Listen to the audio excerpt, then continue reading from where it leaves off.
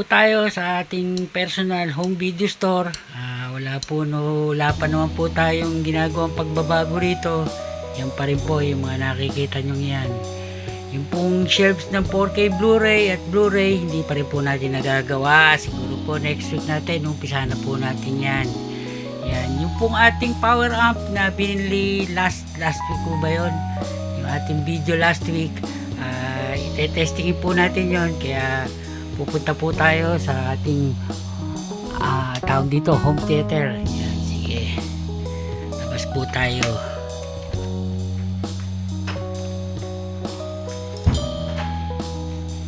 Yan na po ang aking home theater. Mapapansin nyo po, medyo may echo pa kasi wala pa po tayong lalagay na acoustic.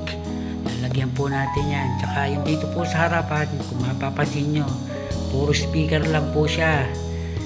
Yan po ang talagang balak natin dyan. Dito po, lalagyan po natin yung ating 15-inch na subwoofer. Dito yung DC 18-inch po. Lalagay natin dyan.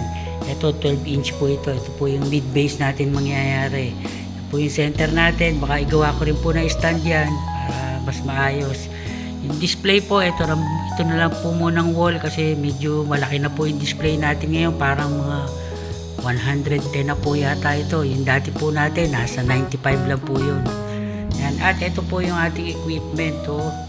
Ito lang po muna. Yung mga cable po pala, yan, yung mga speaker wire natin, papalitan po natin lahat yan kasi batak na batak po siya. Kaya po ganyan yan, para matesting ko lang po muna ito kung paano siya kung tumunog. Ito na po yung ating mga equipment. Kung mapapansin nyo, yan.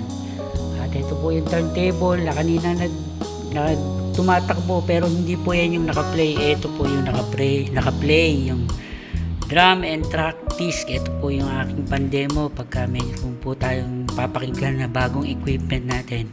Yan, drum and track disc. Ito po, CD po yan. Yan po yung ating equipment. Ito po yung ating Blu-ray, DVD, 4K Blu-ray, tsaka po yung ating HD DVD. Tapos ito po yung ating preamp processor. Yan po. Tapos dito po siguro yung laser disc ilalagay natin. Ito po yung ating Class AB na Ace Power Amplifier. 2 channel po yan. At ito po yung ating bagong power amp, yung U-Box RS4500. At ito po yung isa pang Ace. At saka yung ating sequencer. Yan po. Ito pong power amp na to, mapapansin nyo sa dalawang yan, sobrang bigat po nitong Ace. Ito po kasi dahil po ang mga heatsink dito malalaki, tsaka po yung power supply niyan sobrang bibigat, ang lalaki din po. Ito hindi na po siya ganon, kaya yung bigat po nito wala pa po sa kalahati sa bigat nitong Ace. Sobrang bigat po nito. Ito po talagang magaang na. At sa tunog naman po, naku, panalo po itong new box. Napakaganda pong tumunog. Detailed po siyang tumunog. Halos pareho po siyang tumunog kasi ito pong Ace, maganda rin po tumunog ito. Pero parang sa pandinig ko, parang mas maganda ng konti ito. At ang maganda po dito, hindi po siya matalas tumunog. Kasi ito pong Ace, medyo matalas po ito. Ito po hindi. Okay na okay po ito. Eksakto po sa ating setup dito sa ating mga speaker, kaya okay po ito. Ito pong Ace medyo matalas po, kaya yung EQ po nito binago po natin.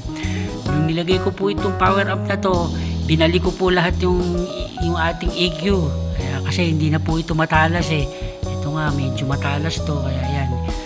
Kaya yung ating EQ rito binalik po natin sa dati, halos flat na po siya, kaya talagang maganda po itong tumunog. Okay na okay po siya, wala po akong masabi rito.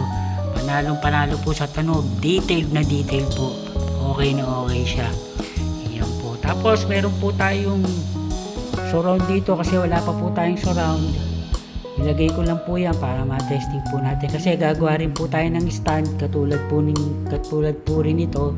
Lalagay po rin natin dyan. Tsaka po dito sa kabila. Lalagay po natin yan.